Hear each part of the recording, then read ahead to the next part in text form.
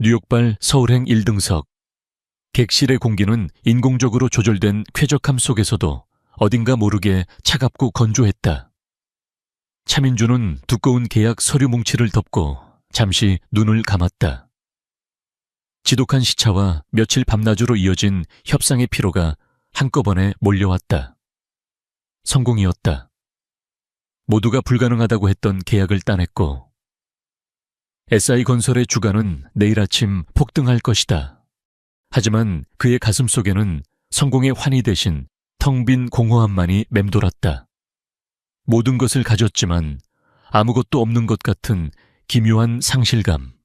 5년이었다. 한서연이 그의 삶에서 사라진 지 정확히 5년. 그는 애써 그 이름을 머릿속에서 지우려 했지만 마치 지울 수 없는 낙인처럼 그의 영혼에 새겨져 있었다. 그때였다. 무심코 창밖을 보려던 그의 시선이 몇 줄 앞 좌석의 한 여자에게 멈췄다. 익숙한 옆모습, 단정하게 묶은 머리, 곧게 편 등, 가슴이 철렁 내려앉았다. 그는 마른 침을 삼키며 여자를 다시 바라보았다. 세상에 닮은 사람은 많다고 스스로를 타일렀지만 심장은 이미 제멋대로 날뛰고 있었다. 여자가 잠시 고개를 돌려 승무원에게 무언가 부탁했다. 그 순간 모든 것이 명확해졌다. 한서연이었다. 5년 전 자신이 매몰차게 버렸던 아내. 그녀는 예전에 순하고 여리기만 하던 모습이 아니었다. 어딘가 모르게 단단하고 고요한 분위기를 풍겼다. 세월은 그녀에게서 유약함을 앗아간 대신 차분한 강인함을 선물한 듯 했다. 민주는 자리에서 일어나고 싶은 충동을 억눌렀다. 무슨 말을 할 수 있단 말인가? 5년 만에 나타나서 잘 지냈냐고 아니면 미안했다고 그 어떤 말도 위선처럼 들릴 것이 뻔했다. 그는 그저 얼어붙은 채 그녀의 뒷모습에서 눈을 뗄 수 없었다. 그녀는 그를 전혀 의식하지 못하는 듯 조용히 책을 읽고 있었다. 안전벨트 표시등이 꺼지고 기내가 조금 자유로워졌을 때였다. 뒤쪽 이코노미석에서부터 작은 소랑과 함께 아이들의 웃음소리가 들려왔다. 통통 뛰어오는 작은 발소리. 그리고 이내 그의 심장을 멈추게 하는 목소리가 들려왔다. 엄마. 맑고 청가한 아이의 목소리였다. 남자아이와 여자아이, 4~5살쯤 되어 보이는 쌍둥이가 서연의 좌석으로 달려와 그녀의 품에 와락 안겼다. 엄마, 우리 그림 다 그렸어요. 여자아이가 자랑스럽게 스케치북을 내밀었고 남자아이는 서연의 볼에 뽀뽀를 하며 재롱을 부렸다. 서연은 세상에서 가장 따뜻한 미소를 지으며 아이들을 끌어안았다. 민주는 숨을 쉴 수 없었다. 그의 시선은 아이들의 얼굴에 고정되었다. 자신의 어릴 적 사진을 그대로 복사해서 붙여놓은 것 같은 얼굴, 날카로운 눈매, 오뚝한 코, 심지어 웃을 때 살짝 올라가는 입꼬리까지. 온몸의 피가 차갑게 식는 것 같았다. 머릿속에서 수만 가지 생각들이 폭풍처럼 휘몰아쳤다. 불가능해. 서연은 아이를 가질 수 없다고 했다. 5년 전 국내 최고의 불임 전문 병원에서 내린 진단이었다. 그는 지금도 그날을 생생하게 기억했다. 영구적 불임. 차가운 글자가 찍힌 진단서를 그녀의 얼굴에 던지며 그가 내뱉었던 잔인한 말들을. 아이도 못 낳는 여자는 내 아내로서 자격이 없어. 차씨, 집안의 며느리가 될 자격은 더더욱 없고. 절망에 무너져 내리던 그녀의 얼굴. 그 얼굴을 외면하고 돌아섰던 자신의 비겁한 뒷모습. 그 모든 것이 어제 일처럼 선명했다. 그런데 지금 저 아이들은 대체 무엇이란 말인가? 민주는 자신도 모르게 자리에서 일어났다. 다리가 후들거렸지만 그는 무언가에 홀린 사람처럼 서연의 자리로 걸어갔다. 몇 걸음 안 되는 거리가 영원처럼 느껴졌다. 그의 등장에 서연의 얼굴에서 미소가 사라졌다. 그녀의 눈이 경악과 냉기로 가득 차 그를 응시했다. 아이들도 낯선 남자의 등장에 엄마의 등 뒤로 숨었다. 마침내 그는 그녀의 앞에 섰다. 오, 연만의 재회. 수천 마디의 말이 목구멍까지 차올랐지만 그의 입에서 나온 것은 떨리는 한마디 질문뿐이었다. 그의 목소리는 형편없이 갈라져 나왔다. 한서연 씨, 이 아이들은 누구입니까? 서연은 그를 얼음처럼 차가운 눈으로 올려다보았다. 한때는 세상에서 가장 따뜻했던 그 눈에 이제는 어떠한 감정도 남아있지 않았다. 한서연의 목소리에는 어떠한 감정의 동요도 실려있지 않았다. 마치 5년 만에 만난 전남편이 아닌 길에서 우연히 마주친 낯선 사람에게 말하듯 건조하고 차가웠다. 그녀는 민준을 차 회장님이라 불렀다. 그 호칭은 예리한 칼날이 되어 두 사람 사이에 넘을 수 없는 벽을 세웠다. 제 아이들입니다. 차 회장님과는 아무런 상관없는 그녀의 말은 짧았지만 그 안에 담긴 거절의 의미는 명확했다. 그녀는 아이들의 작은 어깨를 감싸 안으며 그를 완벽한 타인으로 밀어냈다. 민주는 더 이상 아무 말도 할 수 없었다. 무슨 자격으로 더 묻는단 말인가. 그는 비틀거리며 자신의 자리로 돌아왔다. 심장이 산산조각 나는 것 같았다. 서울까지 남은 10시간의 비행은 그에게 지옥과도 같았다. 그는 서류를 펼쳤지만 단 한 글자도 눈에 들어오지 않았다. 그의 모든 신경은 오직 몇 줄 앞에 세 사람에게로 향해 있었다. 서연은 아이들과 함께 그림을 그리고 작은 목소리로 동화책을 읽어주었다. 아이들의 맑은 웃음소리가 간간히 들려왔다. 그 웃음소리는 한때 그가 꿈꿨던 미래의 풍경이었다. 하지만 이제 그 풍경 속에 자신의 자리는 없었다. 그는 완벽한 이방인이었다.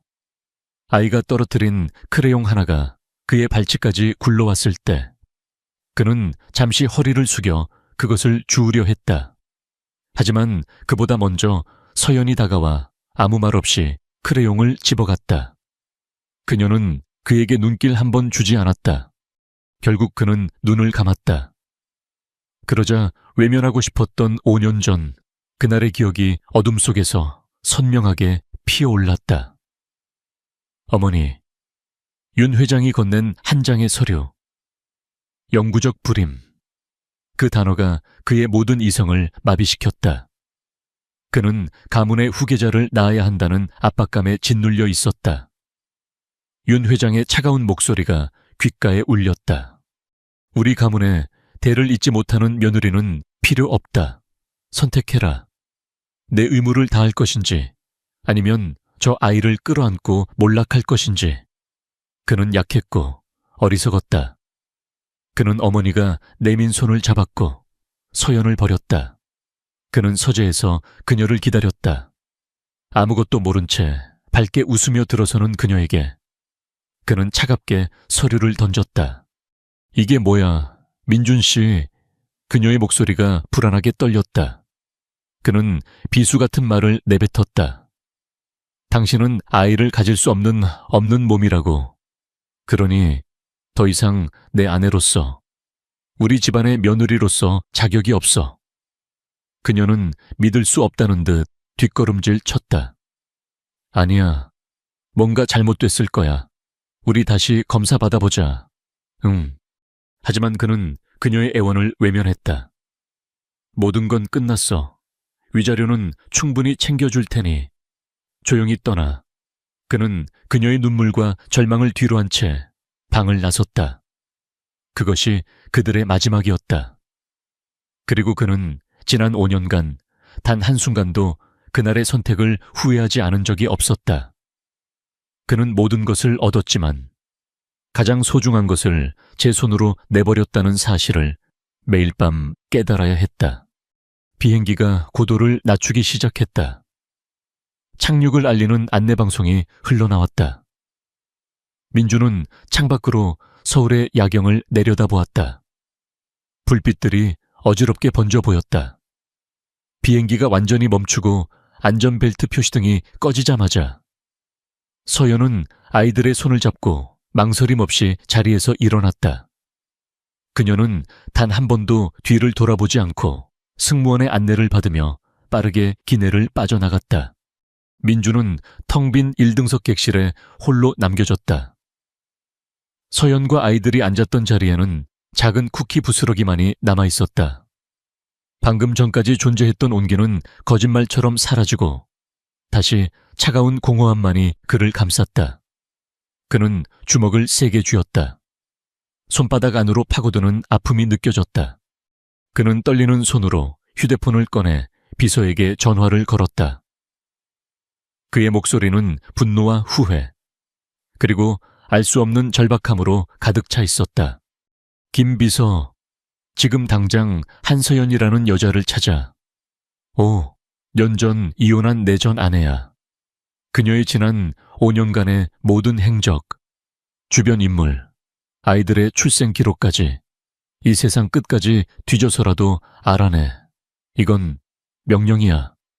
다음 날 SI 건설 회장실의 공기는 얼음장처럼 차가웠다.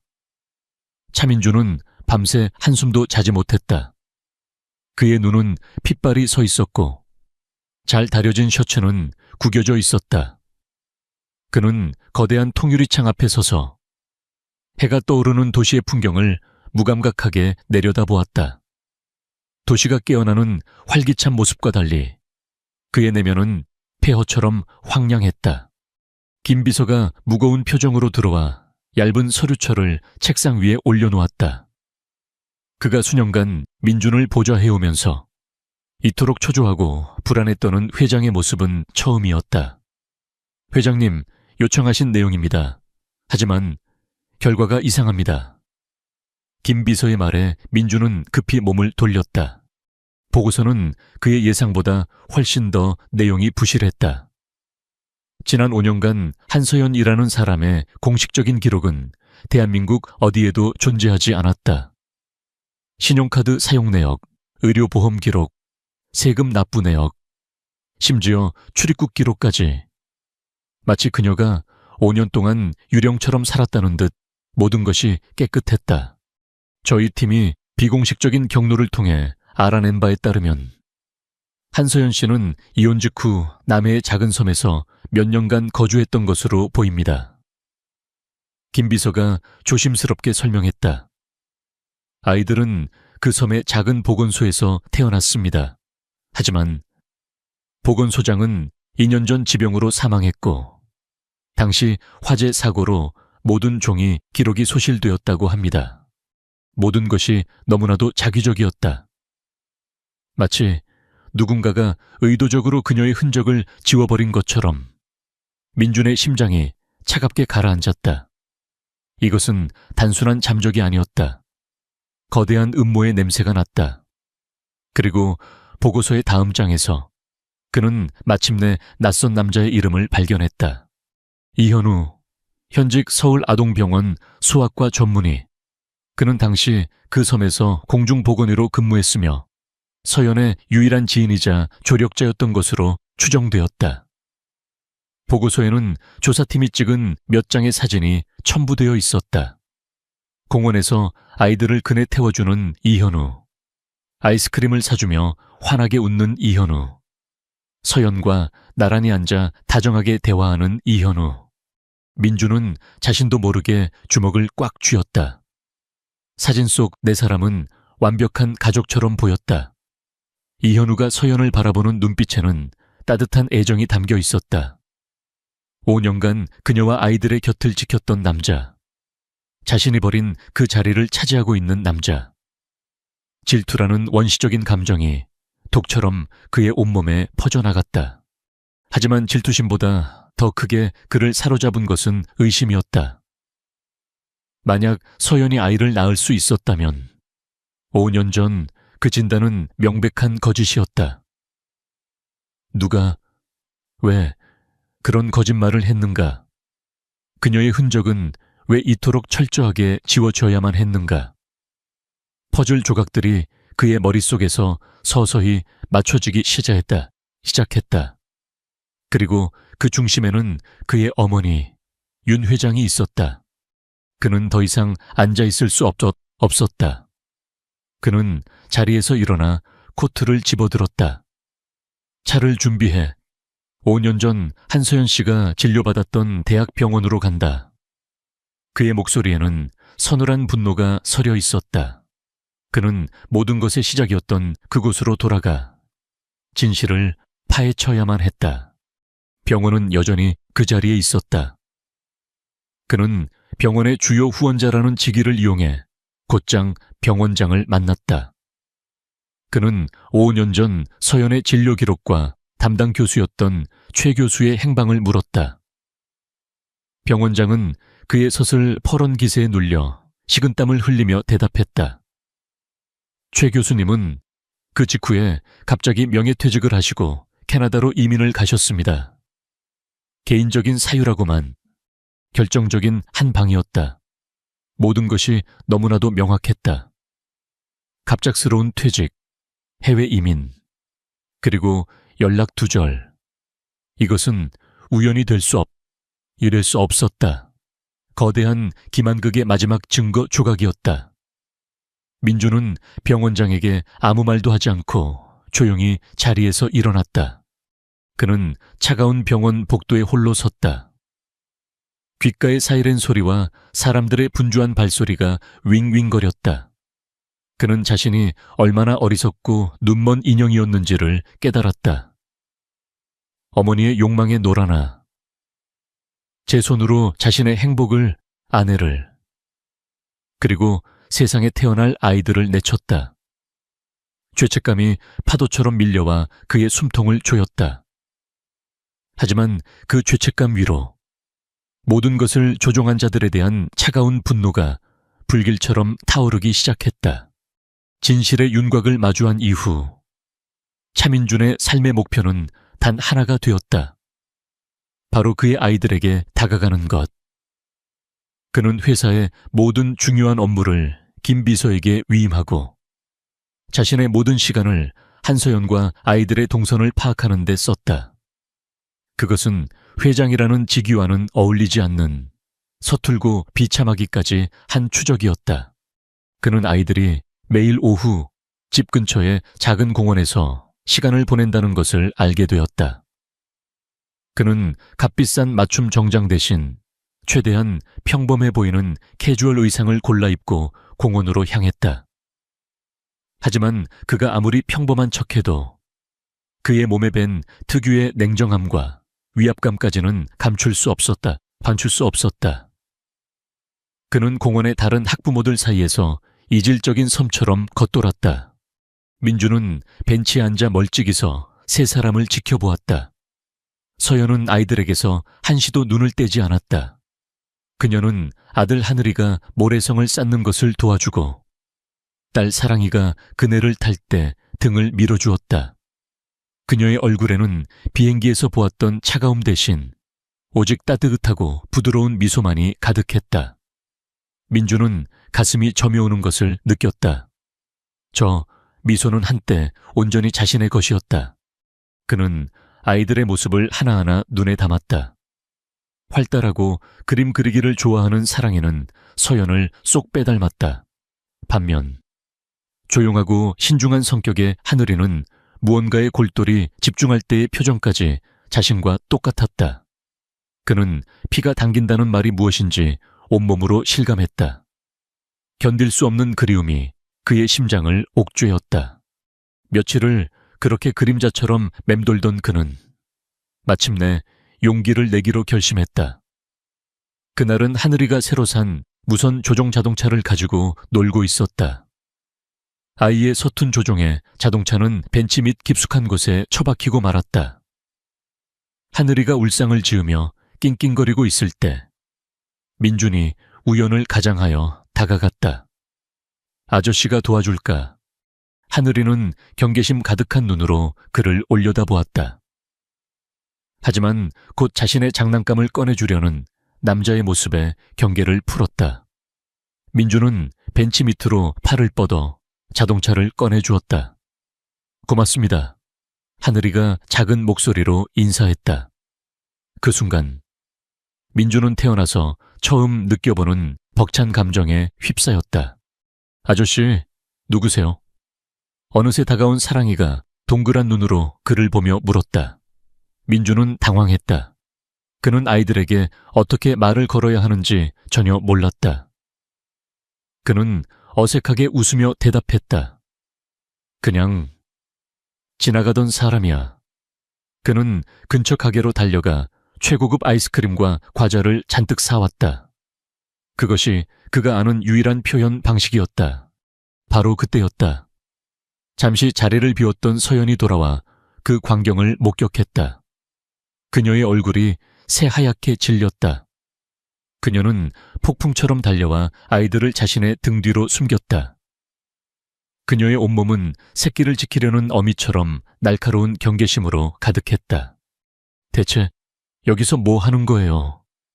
그녀의 목소리는 분노로 떨리고 있었다. 주변의 엄마들이 힐끔힐끔 쳐다보기 시작했다. 민주는 당황하며 변명했다. 나는 그냥 아이들이 예뻐서 우리 아이들한테 접근하지 마세요. 서연은 그의 말을 잘랐다. 그녀의 눈에는 증오와 두려움이 뒤섞여 있었다. 당신이 또 우리 삶을 망가뜨리려는 걸 알아. 돈으로 아이들을 환심 사려는 수작. 당장 그만둬요. 그런 게 아니야. 아이들은 내. 민준이 절박하게 외치려던 순간 서연이 그의 앞으로 한 걸음 더 다가와 낮은 목소리로 속삭였다. 그 목소리는 얼음 조각처럼 그의 심장을 찔렀다. 5년 전에 당신 스스로 그 권리를 포기했어요. 이제 와서 아버지 행세하지 마요. 역겨우니까. 서연은 더 이상 아무 말도 하지 않고 아이들의 손을 꽉 잡은 채 뒤돌아섰다. 아이들은 겁먹은 눈으로 민준을 한번 돌아보았지만 이내 엄마의 발걸음을 따라 종종걸음으로 사라졌다. 그는 아이들이 남기고 간 포장도 뜯지 않은 과자 봉지 옆에 홀로 서 있었다. 공원에는 다른 가족들의 행복한 웃음소리가 가득했다. 그 웃음소리가 비수처럼 그의 귀에 박혔다.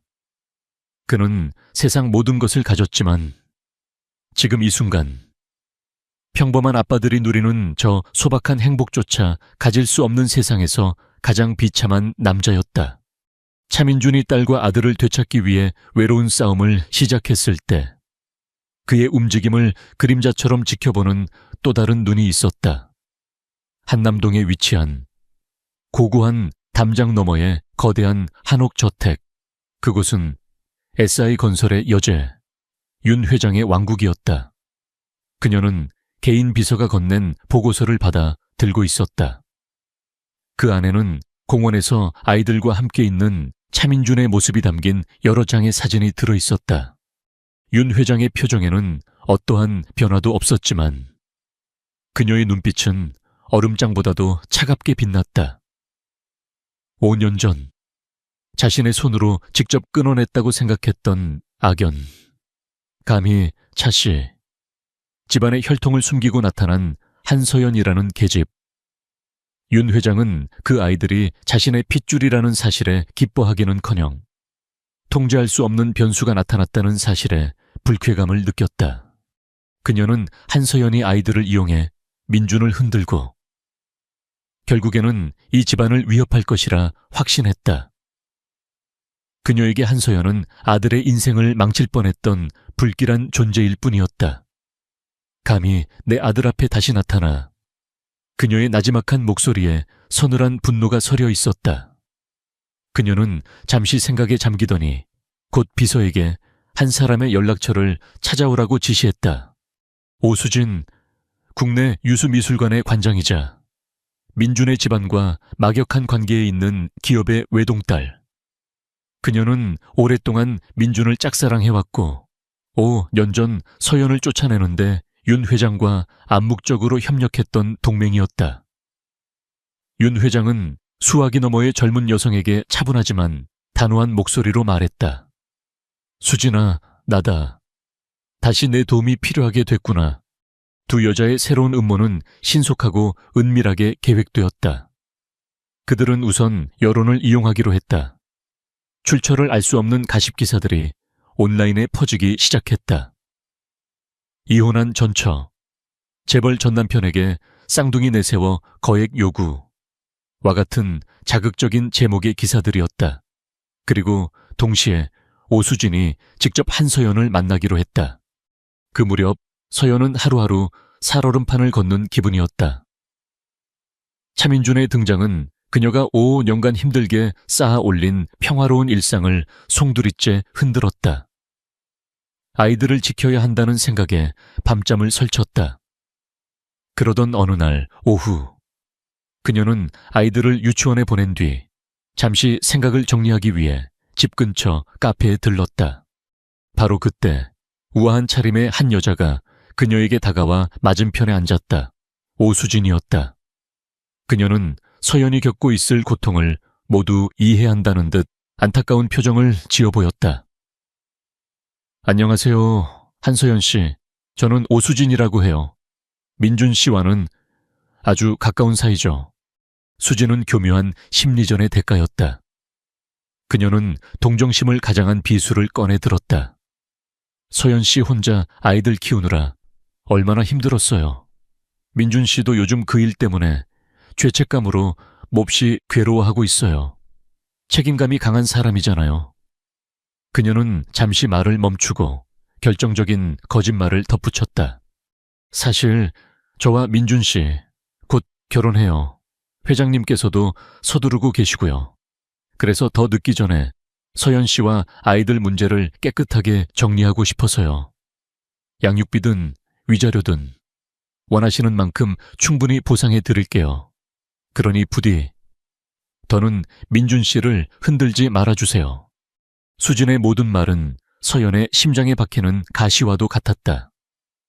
결국 차민준이 아이들에게 접근했던 것은 애틋한 부정이 아니라 새로운 삶을 시작하기 전 과거를 정리하기 위한 절차에 불과했던 것이다.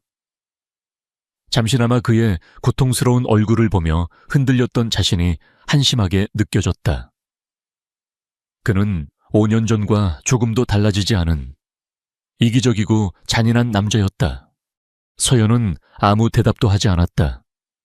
그녀의 얼굴에서 모든 감정이 사라지고 차가운 무표정만이 남았다. 그녀는 조용히 자리에서 일어나 카페를 나섰다. 수진은 승자의 미소를 지으며 그녀의 뒷모습을 바라보았다.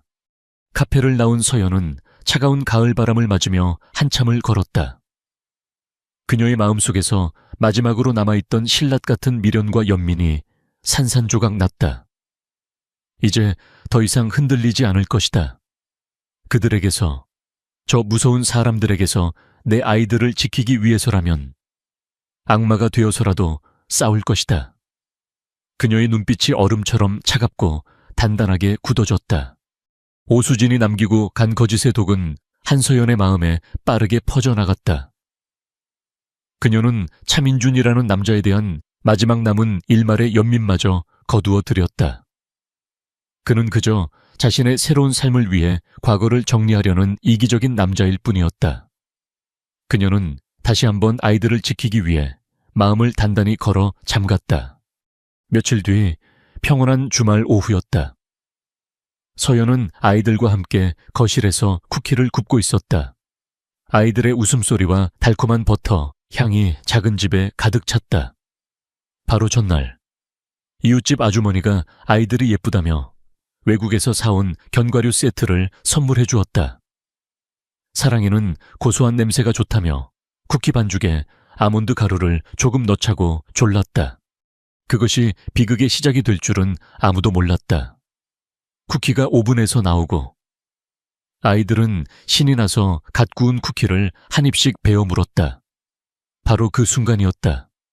하늘이가 갑자기 목을 움켜쥐며 마른 기침을 하기 시작했다. 아이의 얼굴이 순식간에 붉게 부어오르며 숨소리가 거칠어졌다. 아나필락시스 쇼크. 땅콩 알레르기가 있는 하늘이에게 견과류 가루는 치명적이었다. 서여연의 세상이 하얗게 무너져 내렸다. 그녀는 비명을 지르며 119에 전화를 걸었고 정신없이 아이를 안고 구급차에 올라탔다. 병원으로 향하는 내내 아이의 숨소리는 점점 희미해져 갔다. 그녀는 신에게, 세상의 모든 존재에게 제발 아들만은 살려달라고 울부짖으며 기도했다. 한편 그 시각 민주는 김비서로부터 실시간으로 서연의 위치를 보고받고 있었다. 아이들을 향한 그리움을 이기지 못해 그는 또다시 그녀의 집 주변을 맴돌고 있었다. 그런데 갑자기 다급한 구급차 사이렌 소리와 함께 서연이 아이를 안고 뛰쳐나오는 것이 그의 눈에 들어왔다. 그는 심장이 멎는 듯한 공포를 느끼며 본능적으로 그 뒤를 쫓았다. 병원 응급실은 전쟁터와도 같았다. 의사와 간호사들이 분주하게 움직이며 하늘이에게 응급처치를 했다. 서연은 넋이 나간 사람처럼 복도 벽에 기댄 채 아들의 이름만 되뇌고 있었다. 그때 민준이 달려왔다. 그의 얼굴은 공포로 하얗게 질려 있었다.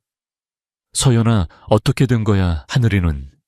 서연은 그를 밀쳐내려 했지만 그럴 기력조차 없었다. 그때 담당 의사가 다급한 얼굴로 뛰쳐나왔다. 쇼크는 겨우 잡았지만 급성 합병증으로 수혈이 시급합니다. 그런데 아이의 혈액형이 I가루 음성 B형입니다. 병원의 비축분이 지금 막 떨어졌습니다. 직계 가족 중에 같은 혈액형이 있습니까? 서연의 얼굴이 절망으로 일그러졌다. 그녀는 아니었다. 그녀는 평범한 O형이었다. 아이의 목숨이 경각에 달려 있었다. 바로 그 순간 민준이 의사의 팔을 붙잡았다. 그의 목소리는 절박함으로 갈라져 나왔다. 접니다. 제가 RH. 음성 B형입니다. 제 피를 뽑아주세요. 당장. 그것은 거짓말이나 추측이 아니었다. 그의 희귀 혈액형은 그가 평생 안고 살아온 유전적 특징이었다. 의심의 여지 없는, 하늘이 그의 아들이라는 하늘의 증거였다. 모든 절차는 신속하게 진행되었다. 민주는 아들의 침대 옆에 나란히 누워 자신의 팔에서 빠져나온 붉은 피가 수혈팩을 통해 아들의 작은 몸으로 흘러 들어가는 것을 조용히 지켜보았다. 시간이 흐르고 하늘이의 위급했던 상태가 점차 안정되기 시작했다. 아이는 일반 병실로 옮겨졌다. 민주는 수혈로 인해 어지러운 몸을 이끌고 아들의 침대 곁을 떠나지 않았다.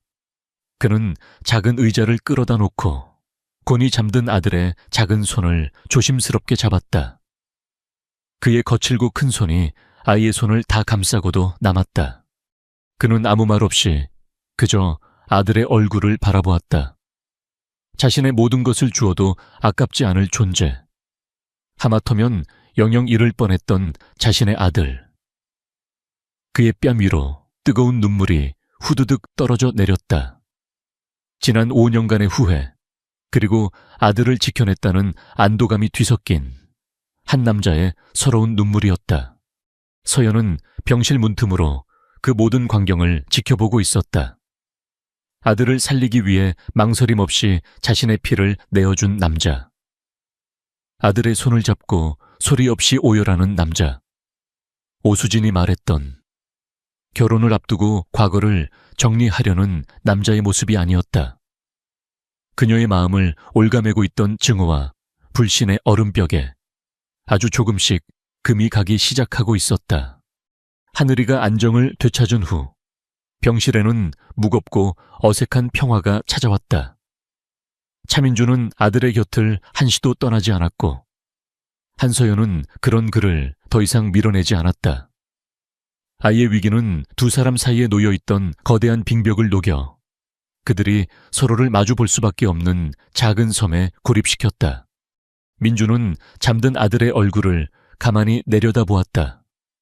자신의 피를 받고 새근새근 잠든 아이의 모습은 경이로우면서도 가슴 아팠다.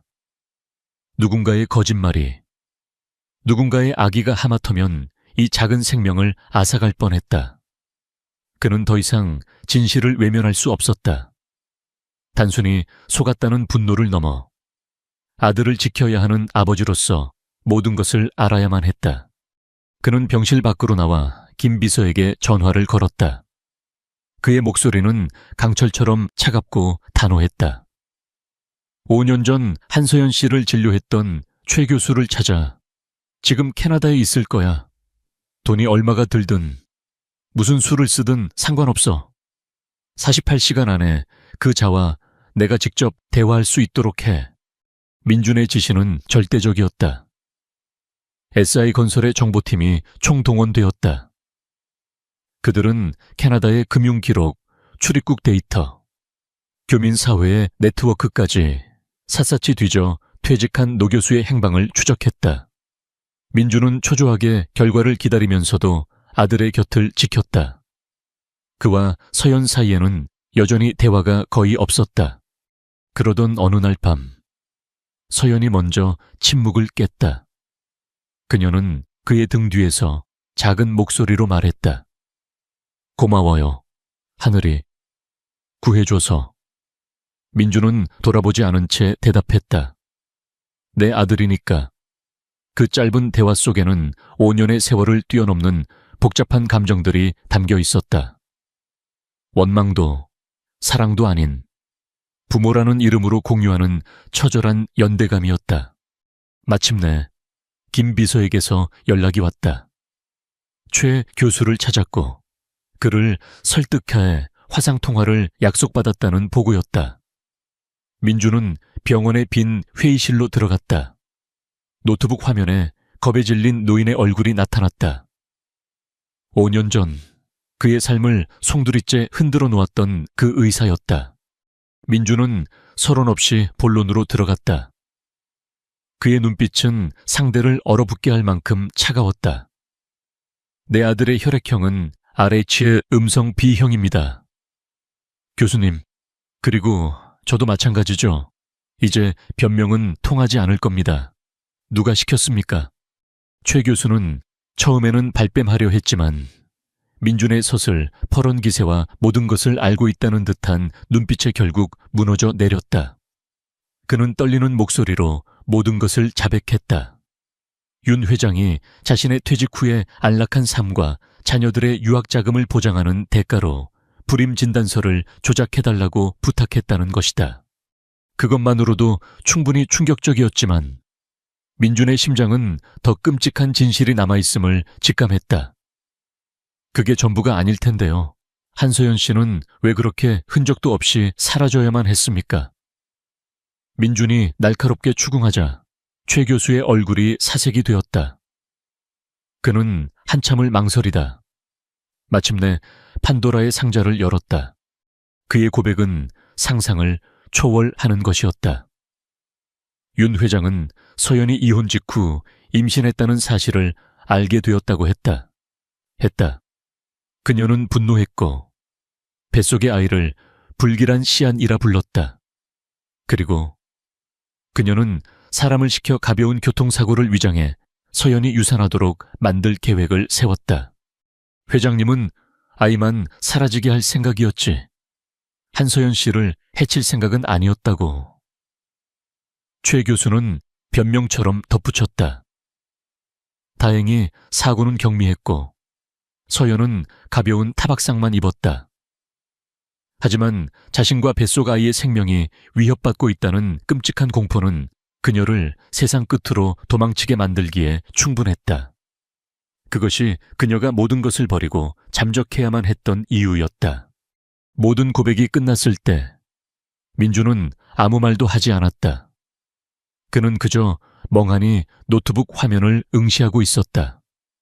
자신의 어머니가 그를 위한다는 명목으로 그의 아내를 위협하고 아직 태어나지도 않은 자신의 아이를 죽이려 했다.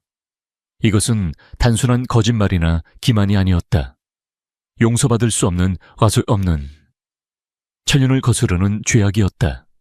그의 차갑던 분노는 온데간데 없이 사라지고 그 자리에는 거대한 절망과 자기 혐오만이 남았다. 그의 단단했던 세상이 발밑부터 완전히 무너져 내리고 있었다. 그는 소리 없이 입을 벌렸다. 회의실의 정적을 깨고 한 남자의 영혼이 부서지는 처절한 절규가 터져 나왔다. 최 교수의 고백을 들은 차민준의 세상은 완벽히 무너져 내렸다. 슬픔과 분노를 넘어선 거대한 허무가 그를 덮쳤다.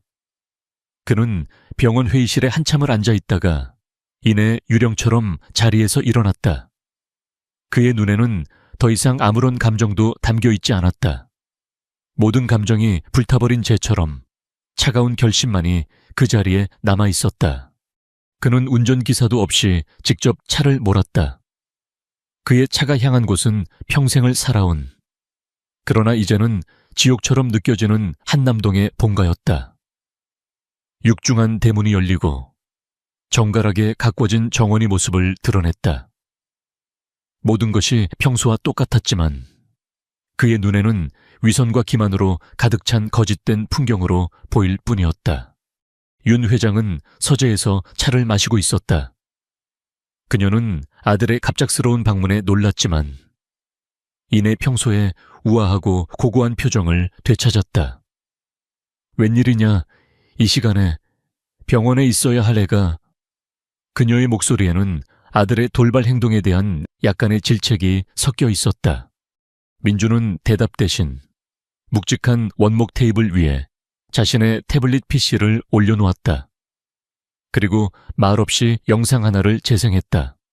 화면 속에는 겁에 질린 최 교수의 얼굴이 나타났고 이내 떨리는 목소리로 5년 전의 모든 진실을 자백하기 시작했다. 윤 회장의 얼굴이 미세하게 굳어갔다. 불임 진단서 조작에 대한 내용이 나올 때까지도 그녀는 평정심을 잃지 않았다. 하지만 서연의 임신 사실을 알고 고의적으로 교통사고를 사주했다는 고백이 흘러나오는 순간 그녀의 단단했던 가면에도 마침내 균열이 가기 시작했다. 그녀의 찻잔을 든 손이 미세하게 떨리고 있었다. 영상이 끝나고 서재 안에는 무거운 침묵이 내려앉았다. 침묵을 먼저 깬 것은 윤 회장이었다.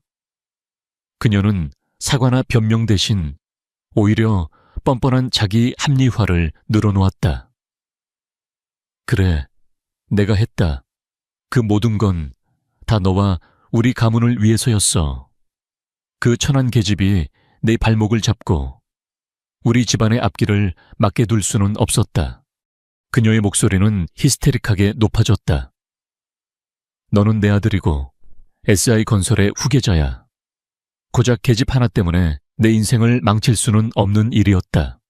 그 순간 민주는 웃음을 터뜨렸다.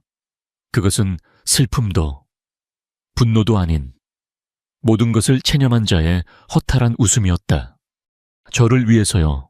민준이 나지막이 되물었다. 그는 천천히 어머니에게 다가갔다.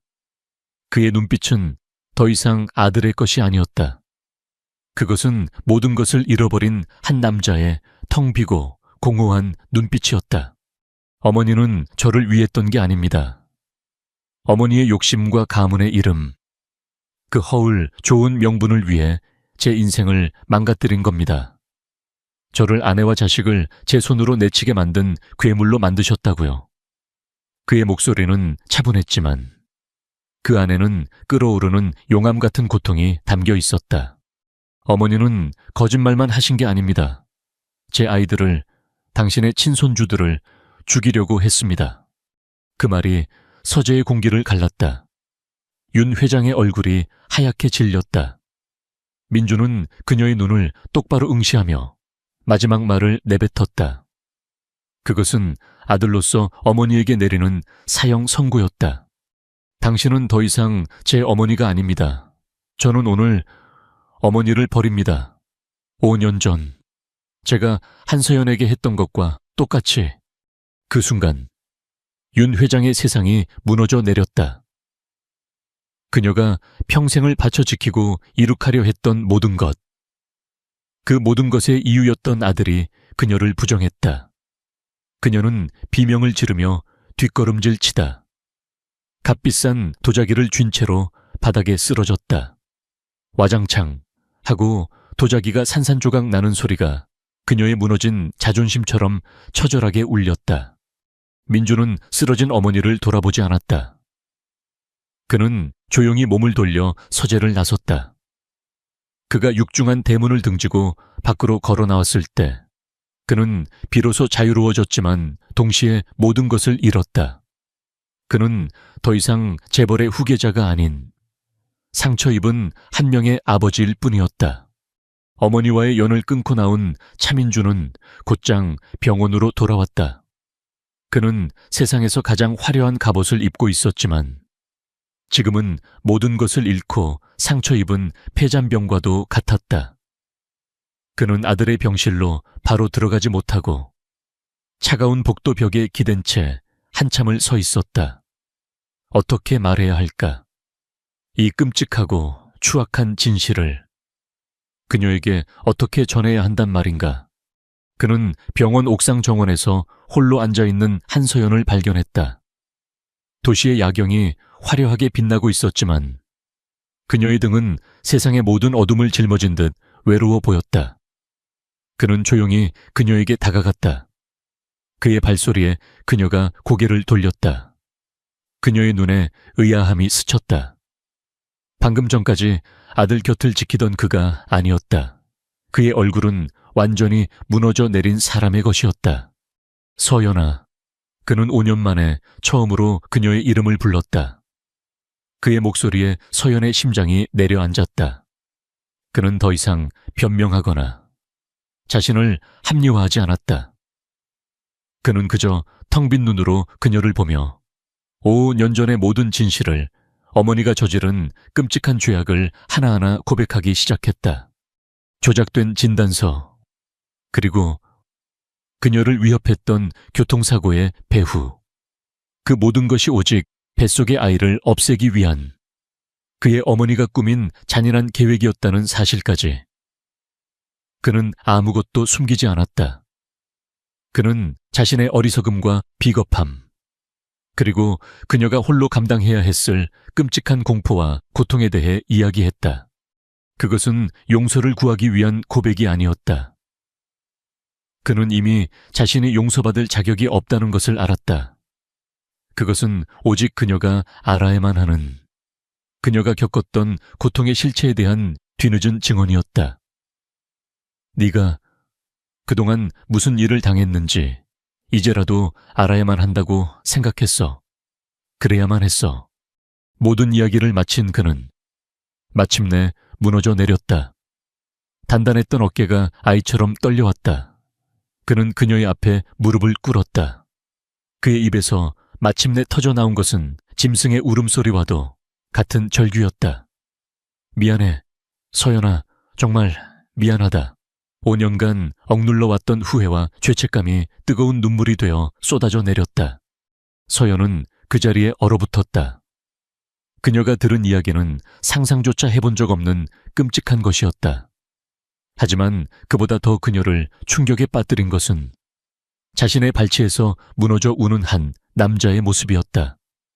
그녀가 평생을 증오했던 그 남자가 사실은 가장 거대한 기만극의 또 다른 피해자였다는 것을 깨달았다.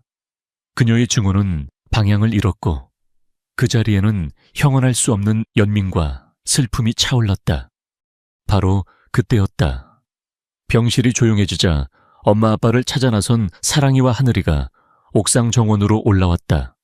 아이들은 무릎 꿇고 우는 아빠와 눈물을 흘리며 서 있는 엄마를 발견했다. 아이들의 순수한 눈에는 모든 것이 이상하게 보였다. 아빠, 울지 마세요. 사랑이가 달려가 민준의 품에 안겼다. 엄마, 괜찮아. 하늘이가 서연의 손을 꼭 잡았다. 그리고 아이들은 마치 오래전부터 약속이라도 한 것처럼 엄마와 아빠의 손을 잡아 끌어 서로 맞닿게 했다. 같이 아이들의 작은 손이 차갑게 식어있던 어른들의 손을 감쌌다. 그 순수한 온기가 년간 얼어붙어 있던 두 사람의 마음을 녹이는 기적의 다리가 되었다. 민준과 서연은 아이들의 손에 이끌려 처음으로 서로를 마주 보았다. 그날 이후 민주는 변했다. 그는 오수진이 저지른 모든 악행에 대한 증거를 조용히 수집했다. 그는 그녀를 스캔들로 망가뜨리는 대신 법의 심판대에 세워 그녀의 죄를 명명백백히 밝혔다. 그것이 서연의 명예를 회복시키는 유일한 길이었다. 또한 그는 변호사를 통해 아이들의 출생신고서에 자신의 이름을 올리고 공동 양육권을 신청했다. 하지만 그는 서연에게 직접 말했다. 법이 아니라 내 행동으로 아버지로서의 자격을 증명할게. 네가 다시 나를 믿어줄 때까지 얼마가 걸리든 기다릴게. 그의 말에는 더 이상 오만함이 아닌 진심 어린 간절함이 담겨 있었다. 그날 밤 하늘이의 병실, 아이들은 모두 잠이 들었다. 민준과 서연은 침대 양쪽에 조용히 앉아 아이들을 지켜보았다. 침대 위, 그들의 손이 아주 가까운 거리에 놓여 있었다. 아직은 서로에게 닿지 못했지만 두 사람 사이를 가로막던 증오의 심연은 이제 희미한 가능성의 공간으로 변해가고 있었다. 몇 달의 시간이 흘렀다. 그 시간 동안 많은 것들이 변했다. 차민주는 더 이상 회장이라는 이름의 갑옷을 입지 않았다. 그는 아침 일찍 출근하는 대신 아이들을 유치원에 데려다주는 평범한 아빠의 삶을 살기 시작했다. 서툰 솜씨로 아이들의 머리를 묶어주다 엉망으로 만들기도 하고 엉뚱한 장난감 설명서를 붙들고 밤새 끙끙대기도 했다. 한서연의 작은 집에는 조금씩 그의 흔적들이 늘어갔다. 현관에는 그녀와 아이들의 신발 옆에 그의 구두가 나란히 놓였고 거실 한편에는 그의 업무 서류가 쌓여갔다.